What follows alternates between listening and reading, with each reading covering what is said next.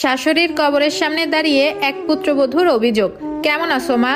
আমি চাই ওপরে তুমি ভালো থেকো। তুমি নেই আজ 5 বছর হয়ে গেল। লোকে বলে মৃত মানুষের নামে কোনো অভিযোগ করতে নেই বা মনে আনতে নেই, কিন্তু তোমার প্রতি যে আমার এক আকাশ পরিমাণ অভিযোগ, সেগুলো কোথাও প্রকাশ করতে না পেরে মনের ভিতরেই গুমড়ে গুমড়ে শেষ হয়ে যাচ্ছি। আজ কিছুটা প্রকাশ করে মনের সেই ভার হালকা করে নিচ্ছি মা, আর সেই অপরাধের জন্য তুমি আমাকে ক্ষমা করো।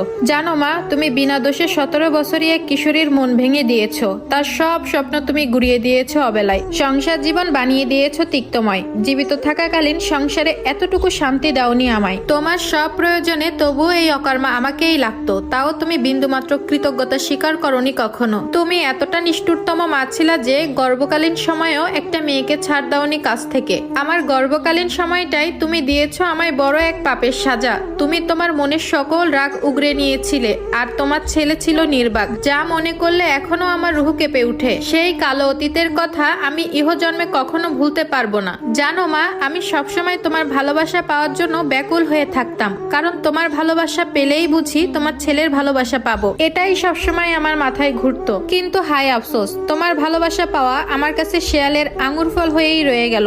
তুমি খুব ভাগ্য করে একটা ছেলে পেয়েছিলাম মা, তার মনে আমার জন্য একটুও ভালোবাসা জন্ম নেয়নি। যদি তোমার ভালোবাসাতে কখনো কম পড়ে, তাই তো আমিও তাকে আমার স্বামী না বলে তোমার ছেলে বলেই সম্বোধন করলাম।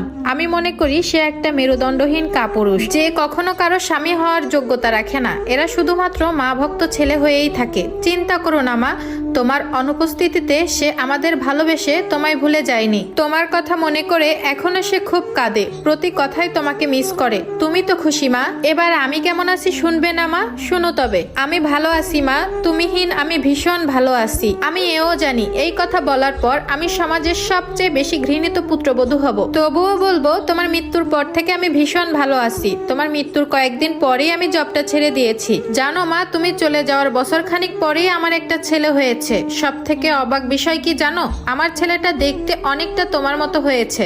অনেক প্রার্থনার ফল আমার এই ছেলে। আমি প্রতিদিন সৃষ্টিকর্তার নিকট এই ছেলের জন্য মাথা ঠুকেছি। কারণ কি জানো মা, আমিও ছেলেকে মানুষের মতো মানুষ করব। তাকে অন্ধভক্ত না বানিয়ে ঠিককে ঠিক আর ভুলকে ভুল বলা শিখাবো।